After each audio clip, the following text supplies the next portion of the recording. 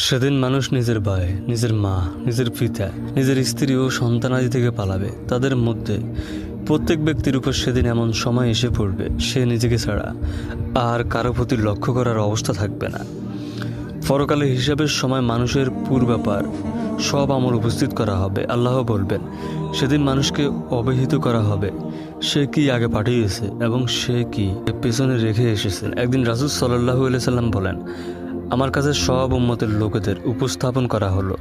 আমি দেখলাম কোনো নবীর সঙ্গে মাত্র কয়েকজন, যেমন 3 থেকে 7 জন অনুসারী।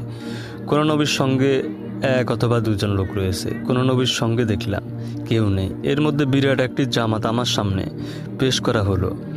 আমি মনে করলাম এটাই বুঝি আমার উম্মত। সুবহানাল্লাহ। তো সুপ্রিয় দর্শক, যে 7 শ্রেণীর লোককে আল্লাহ তাআলা বিনা হিসাবে জান্নাত দান করবেন। 1 নম্বর হচ্ছে দাগ কেটে রোগের চিকিৎসা যারা করায়নি। 2 নম্বর হচ্ছে অন্যের কাছে রুকাইয়া বা ঝাড়ফুঁক করে দিতে বলে না। 3 নম্বর হচ্ছে কোনো জিনিসকে অশুভ লক্ষণ বলে মনে করা।